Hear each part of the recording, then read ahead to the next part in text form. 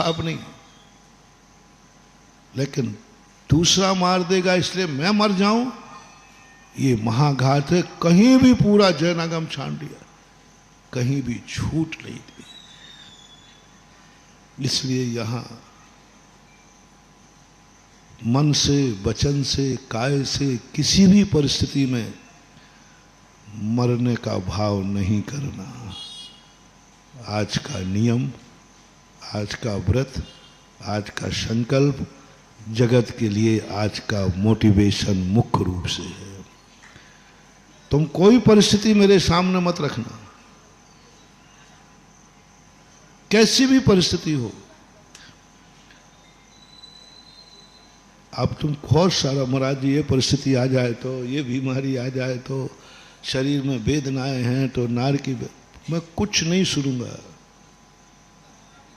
बस तुम्हें खुद को मारने का भाव नहीं करना है। हाँ, मौत आ रही है तो आने दो, मौत को बुलाना नहीं। मौत आती है तो आने दो, मौत को निमंत्रण मत देना।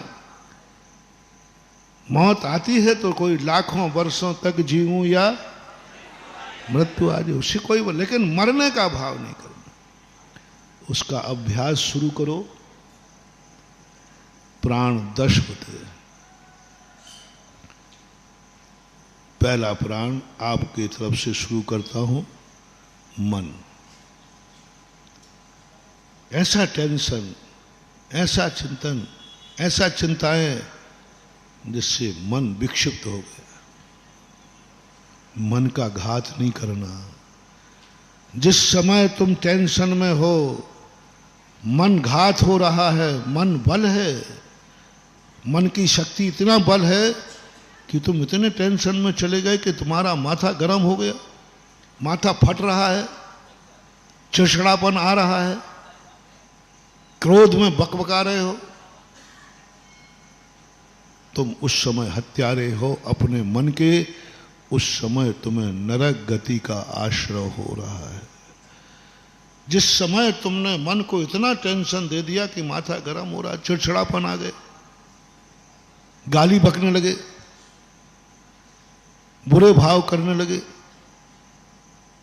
किसी से नहीं, तुम इतने आपा खो बैठे कि तुम्हें अच्छे बुरे का भी ज्ञान नहीं रहा।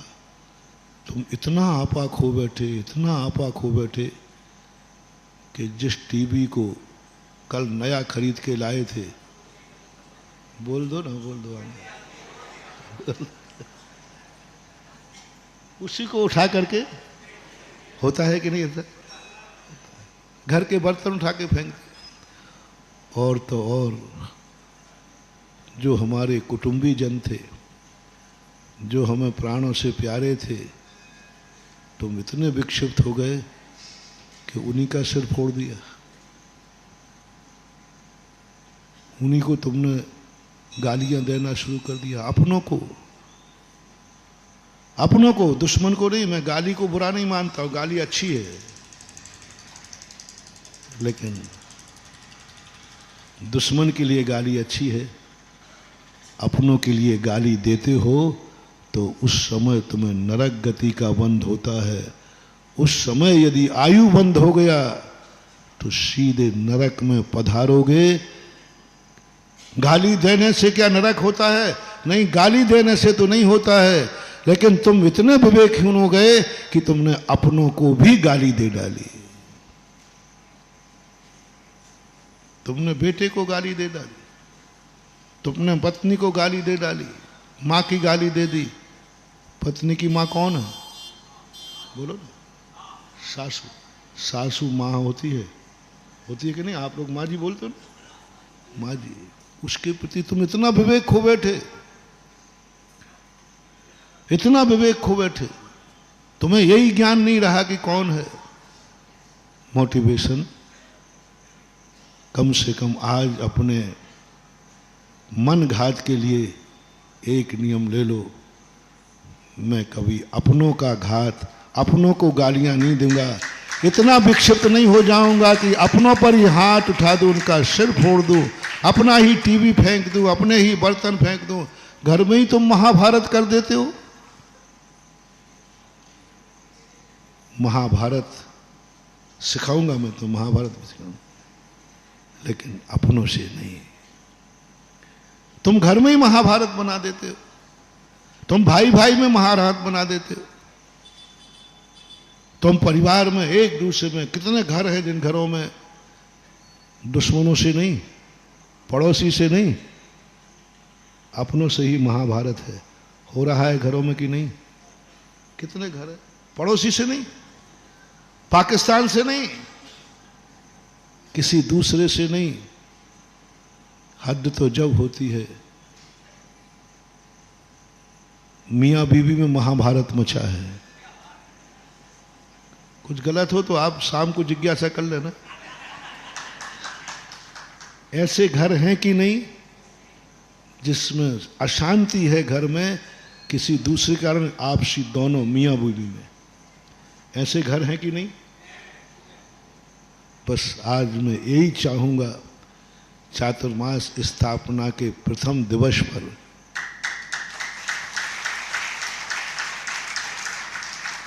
बस तुम्हें जितना महाभारत करना हो, मैं तुम्हें महाभारत के लिए स्थान दूंगा। बस कम से कम जिनको तुमने दोनों ने एक दूसरे को साथी बनाया है,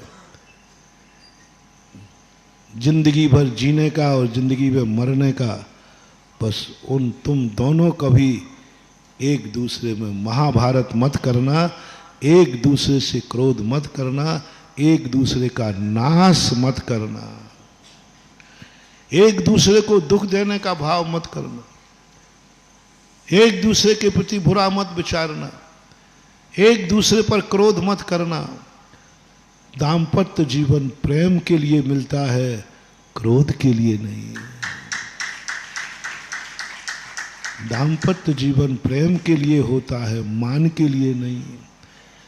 दाम्पत्य जीवन प्रेम के लिए होता है, मायाचारी के लिए नहीं। दाम्पत्य जीवन प्रेम के लिए होता है, स्वार्थ के लिए नहीं। गृहस्थी है। जब मैंने चिंतन किया, पहले मैं आपकी गृहस्थी पर ज्यादा नहीं पढ़ता था, सोचता भी नहीं।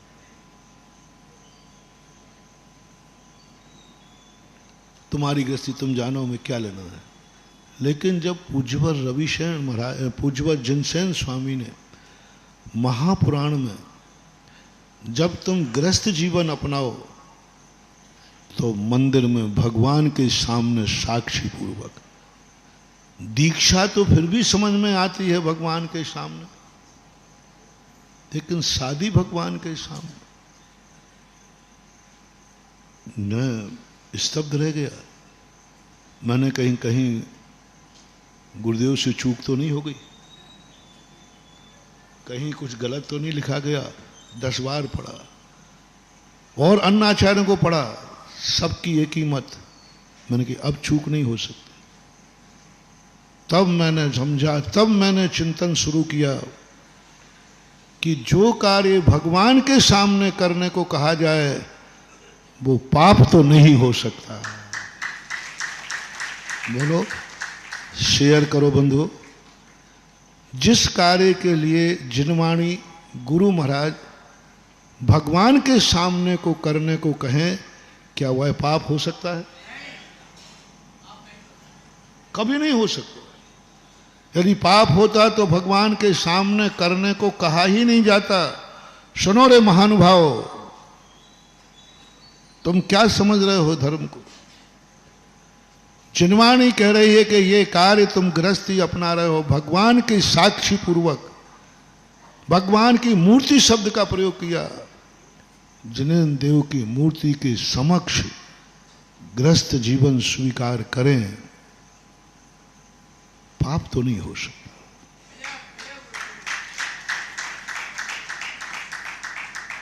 ये बात अलग है कि धर्म भी नहीं हो सकता, नहीं तो मामला तुम गड़बड़ करो अभी यार। लेकिन पाप तो नहीं हो सकता भगवान के सामने। फिर मैंने चिंतन शुरू किया। मैं उन्हीं चीजों पर करता हूं चिंतन जिस चीज को जिनवाणी खुद आज्ञा देती है, जिनवाणी की खुद आज्ञा होती है कि ऐसा करने पर कोई बाधा नहीं। जैसे मैंने अभी विरोधी हिंसा की बात कही, इनकाउंटर की बात कही, ये विरोधी हिंसा की आज्ञा जिनवाणी ने दी है। मैं चिंतन करूंगा, मैं तुम्हें बताऊंगा क्यों कहा। जब मैंने चिंतन किया, ये पाप इसलिए नहीं है विभाय कि दोनों ने एक दूसरे के साथ जीने का, एक दूसरे का साथ देने का, एक दूसरे के सुख दुख को शेयर करने का एक एग्रीमेंट है जिसका नाम शादी है। हम अपनी जिंदगी अकेले सुखी नहीं कर सकते थे। एक दूसरे के दुख सुख को शेयर करना महत्व सबसे बड़ा काम। एक दूसरे को दुख का शेयर करना। एक पे दुख है तो दूसरा उसको अपना मान लेगा, एक के पास सुख है तो वो दूसरे को शेयर करेगा। हंसेंगे तो दोनों हंसेंगे और रोएंगे तो दोनों रोएंगे। एक को दुख आया, आंसू दोनों की आंखों में आ जाए। एक को खुशी हो जाए, दोनों के चेहरे पर मुस्कान आ जाए। इसको बोलते हैं संबंध, इसको बोलते हैं दाम्पत्य जीवन। सुख दुख को शेयर करो। तुमने कितना सुख शेयर किया है अपने साथी को, तुमने कितना दुख बांटा है अपने साथी का। इसका नाम क्रोध करने के लिए संबंध नहीं। यदि आप लोग जो गृहस्थी में नहीं फंसे हैं उनके लिए अलग उपदेश है, लेकिन जो फंस चुके हैं उनको ये संसार की भंवर से आज निकाल रहा हूं। और यहां ज्यादातर फंसे हुए लोग बैठे हैं कि बिना फंसे?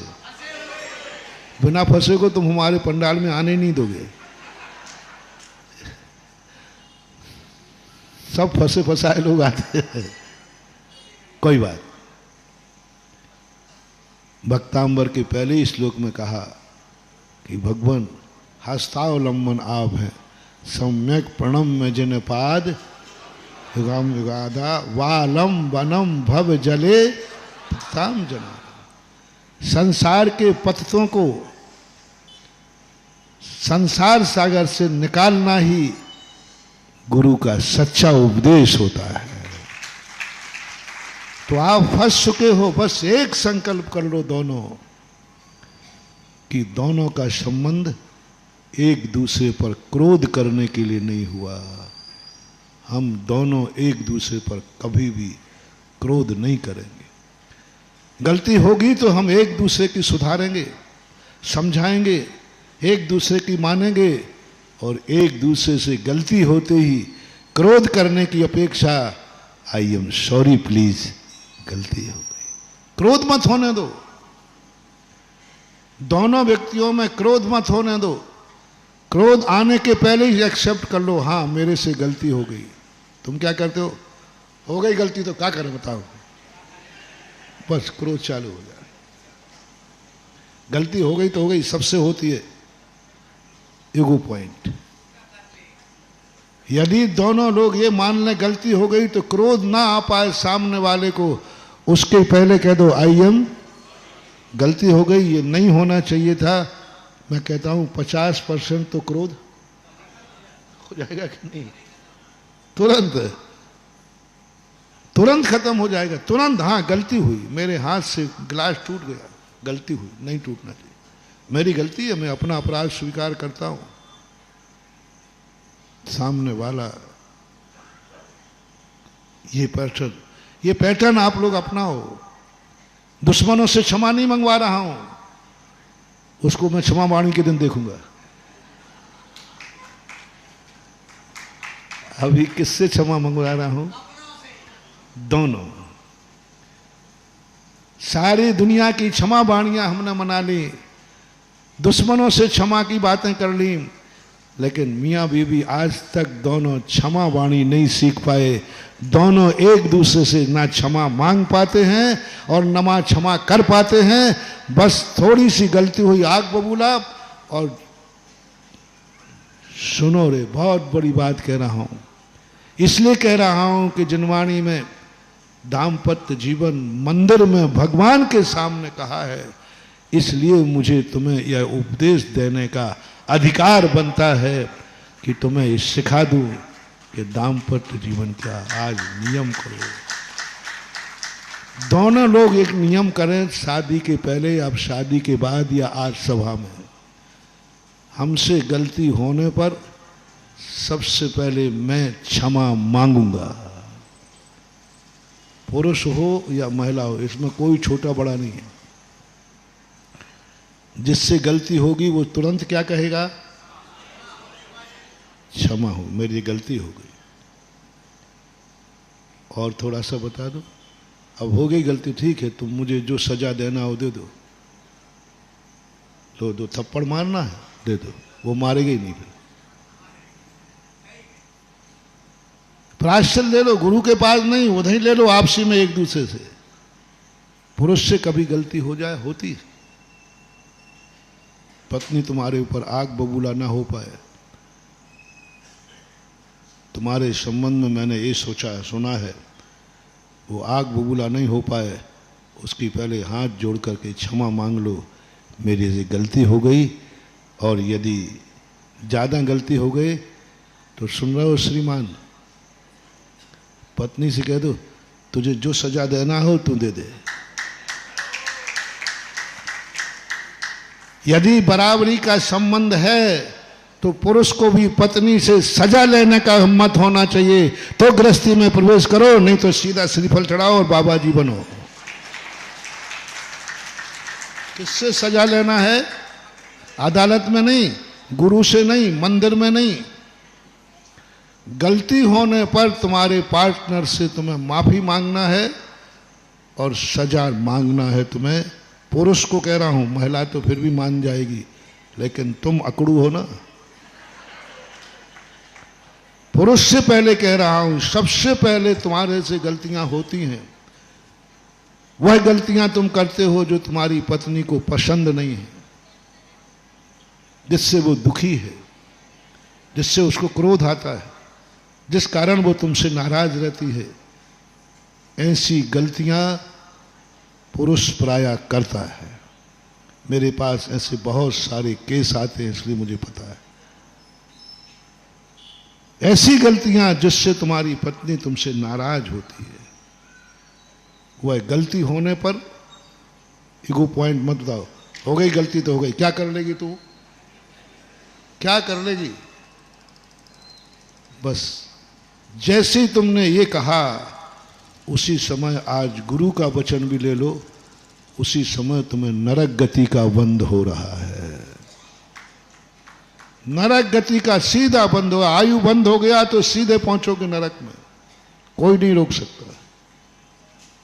तुरंत ही कहो, हाँ गलती हुई है, मुझे नहीं करना चाहिए ऐसा, लेकिन हो गई, मैं एक्सेप्ट करता हूं। और यदि ज़्यादा गलती हुई हो तो मुझे तू सजा दे सकती है। जो तू सजा देगी, जो तुझे दंड देना है दो, मैं उस दंड को स्वीकार करूंगा। पुरुष लोगों, एक बार तुम करके मेरी बात अपना लो, कितनी भी मंत्रा क्यों ना हो, कितनी बड़ी कैंकई ना हो, क्यों ना हो, वो पानी पानी होकर के तुम्हारे लिए माफ कर देगी। बस तुम्हें गलती होने पर एक्सेप्ट, क्षमा। और दूसरा बड़ी गलती है तो क्या करना है? सजा किससे लेना है? नई अदालत खोल रहा हूं ना, लेटेस्ट है। विगत चतुर्मासों में ये अदालत नहीं खुली थी, आज नया कानून बना है नई अदालत की। सजा लेना सीख लो। बस आज सबसे बड़ी बात महानुभाव, बहुत बड़ा मोटिवेशन दे रहा हूं, अपनों से क्षमा और अपनों से सजा। कोर्ट की सजाएं तो मिलती हैं बहुत, मत जाने दो रे कोर्ट तक मौका, मत जाने दो कर्म तुम्हें सजा देगा नहीं। अपन बहुत ज्ञानी हैं, बहुत समझदार हैं, पहले चतुर्मासों में बहुत ज्ञान दे चुका हूं। अब तो रे अशोकनगर वालों समझदार, अब तो ज्ञानी बन जाओ। और तुम्हारे बहाने से सारे जगत को उपदेश हो रहा है। ज्ञानी व्यक्ति को कोर्ट सजा देवे ये दुर्भाग्य है, ज्ञानी व्यक्ति को कर्म सजा देवे ये दुर्भाग्य है। ज्ञानी व्यक्ति कहता है कर्म मुझे सजा देंगे, कर्म मुझे नरकों में डालेंगे, कर्म मुझे बुरे दिन लाएंगे, कर्म मुझे दुखी करेगा। नहीं, मैं ज्ञानी हूं, मैं गुरु का चेला हूं, मैंने गुरुओं के चतुर्मास देखे हैं, मैंने गुरु का प्रवचन सुना है। नहीं, ज्ञानी को कर्म कभी सजा नहीं दे पाता। इसलिए चतुर्थ गुण स्थान से जिनको सम्यक दर्शन हो जाता है उनको नरक गति का बंध नहीं होता। चौथे गुण स्थान में जैनी को नरक गति का बंध नहीं होता, बंध ही नहीं सकता। कर्म कहता है मैं इसको क्या सजा दूं, ये तो FIR लिखाने के पहले ही समझौता हो गया। FIR लिखाने का मौका ही पहले ही समझौता हो गया। अब क्या लिखेंगे, पुलिस क्या करेगी। किसी ने कहा साहब घर में, इस घर में दोनों लड़ाई लड़ रहे हैं, पुलिस जब तक आई तब तक तो दोनों बैठ करके आराम से बातें कर रहे थे। बोले किस किस में लड़ाई हुई, बोले साहब कर्म सजा ना दे। बहुत बड़ी बात कह रहा हूं महानुभाव, बहुत दुष्ट है। एक बार तुम कर्म के चक्कर में पड़ गए, निर्दयी है, बहुत बहुत निकृष्ट है ये कर्म। और जिनवाणी ने यही कहा कि मेरे प्यारे भक्तों, अपराध तो तुमसे होगा, बस तुम्हें सजा कर्म से नहीं लेना है, कानून से नहीं लेना है, समाज से नहीं लेना है, यहां तक कि तुम्हें सजा गुरु से नहीं लेना है। तुम्हें जिसके प्रति अपराध हुआ है उसी से सजा ले लो, बहुत सस्ते में निपट जाओ। क्षमा क्या है, जिससे गलती हुई, महाराज जी हमसे कोई गलती हुई हो, अरे भैया मेरे से काय को क्षमा मांग रहा है, मेरे पास आ जाए। झगड़ा किससे हुआ, महाराज वो पड़ोसी से हुआ था, तो भाई क्षमा मेरे से क्यों मांग रहा है।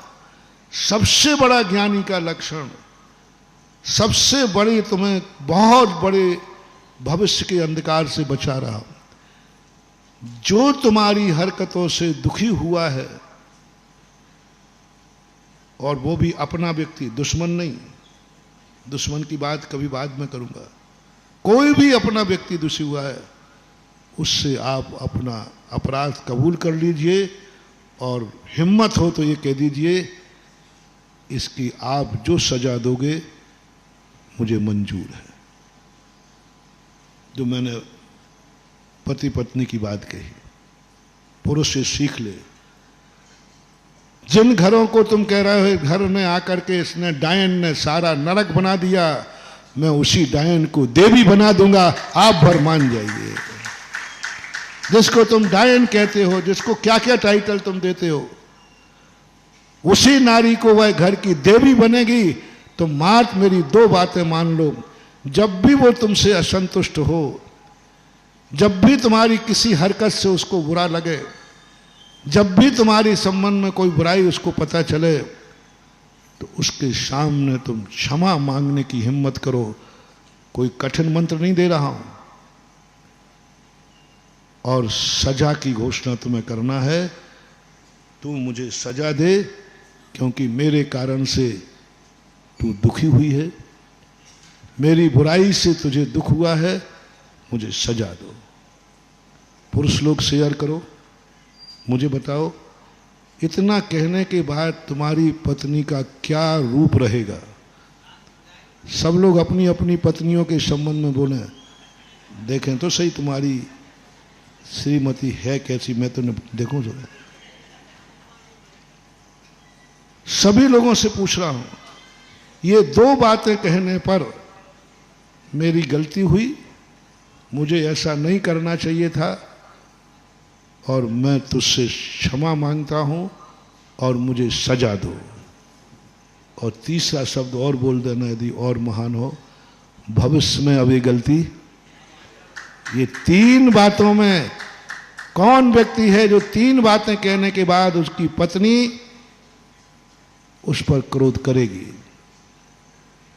उसका नाश करेगी?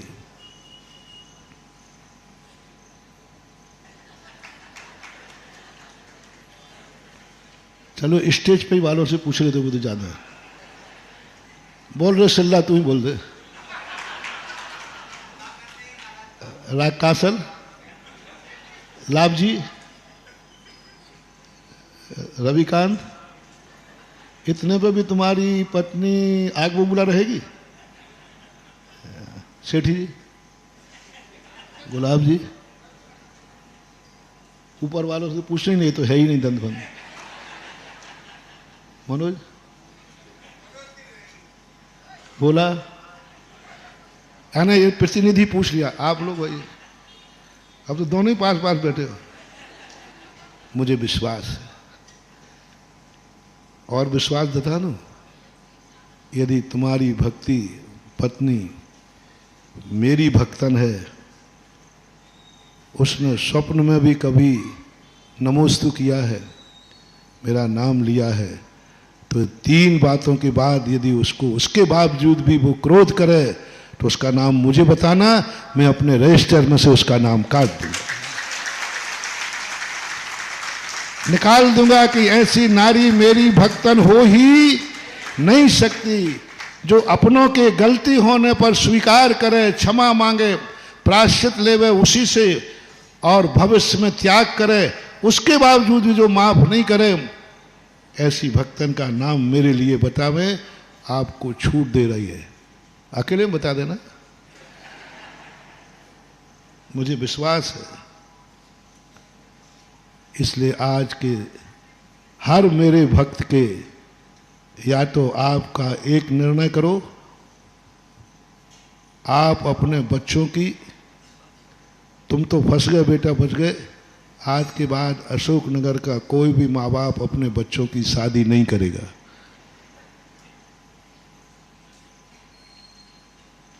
और या फिर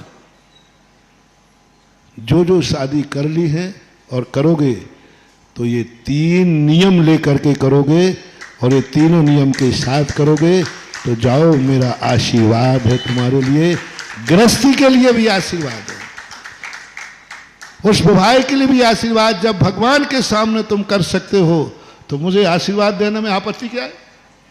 देते ही हो, आते ही हो आप लोग कार्ड लेकर के, कोई बात नहीं। मैंने बहुत सोचा, पहले मैंने आशीर्वाद देता नहीं था, मैंने शादी वादी का मैं आशीर्वाद नहीं देता हूं।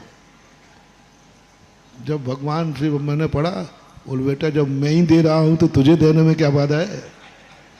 लेकिन नियम अब थोड़ा आपको निपटा लूं, तुम्हें थोड़ा कम निपटाता हूं, क्योंकि तुम रो पड़ोगे, उनको तो मार भी देता हूं तो हो, आपको भी यही करना है। मानव हो, मानवी हो, कोई भी गलती हो जाए, अकड़ो मत अपनों से, वो तुम्हारा पति है, वो तुम्हारा पति है, अकड़ने की जरूरत नहीं।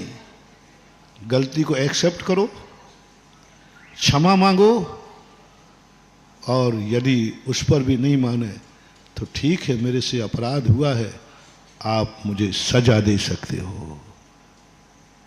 पति के हाथ की सजा लो, कानून से नहीं, कर्म से नहीं। जो मामला जितने नीची अदालत में निपट जाए उतना ही, दोनों निपट गए, बस खत्म। मान नहीं, दोनों दुनिया में अकड़ के चलना, दुनिया में मान कसा ईगो पॉइंट बनाना, दोनों मियां बीवी कभी एक दूसरे से मान नहीं करना, ईगो पॉइंट नहीं बनाना, ये है जैन दर्शन का दाम्पत्य जीवन। ईगो नहीं, मैं बड़ा हूं, मैं नहीं झुकूंगा, मैं नहीं झुकूंगी, मैं भी किसी बाप की बेटी हूं। ऐसा होता है तुम लोगों को, तुम लोग सुना जाते हो तो मुझे तुम लोग नहीं सुनाओगे तो फिर मैं प्रवचन में बोलूंगा क्या? नहीं, ईगो पॉइंट बनाना है किसी दुश्मन के सामने बनाना, किसी बैरी के सामने बनाना, नहीं झुकूंगा किसी बुराई के सामने, असत्य के सामने, अपनों के सामने ईगो पॉइंट नहीं है। कोई मान नहीं होगा, कोई मान नहीं, कोई किसी पे मान नहीं करेगा, क्योंकि सब अपने हैं। कौन किस पर ईगो बना रहा है? जितना तुम मान करोगे नुकसान किसका है? बोलो। अपने घर का नुकसान है, परिवार का नुकसान है। तुम दोनों एक दूसरे पे मान करते हो, अकड़ के बैठ जाओ, मैं तो नहीं बोलूंगा, वो ही बोलना पड़ेगा, मैं तो नहीं बोलूंगा, मैं तो नहीं बोलूंगी। कितने दिन तक चल जाता है कई बार, है?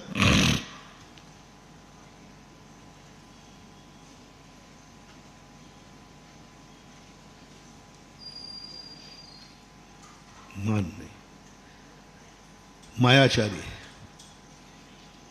अपनों से मायाचारी नहीं, दुश्मन से करना। खूब मायाचारी भी काम की है। मायाचारी करना तुम्हें आना चाहिए। इस संसार में रहने वाले को यदि मायाचारी नहीं आई ना तो वो जिंदा नहीं रह पाएगा। लेकिन आज से नियम करो, दोनों मियाँ बीवी एक दूसरे से मायाचारी नहीं करेंगे, छल कपट नहीं करेंगे, झूठ नहीं बोलेंगे। जो है दोनों के सामने, दोनों की दर्पण के समान एक दूसरे की जिंदगी होना चाहिए। दोनों की जिंदगी के एक साथ दर्पण के समान। मैं किसी से सबसे छुपा लेना। जब जीवन साथी है तुम्हारा तो अपनी जिंदगी बिल्कुल खुली किताब रख दो। हम कोई मायाचारी नहीं करेंगे, ना हम तुझसे कुछ छुपाएंगे, ना ये तुमसे कुछ। लोभ, स्वार्थ, लोभ का भाषा है स्वार्थ। अपने स्वार्थ की सिद्धि नहीं, अपने स्वार्थ के लिए तुम सामने वाले को कुछ भी करो,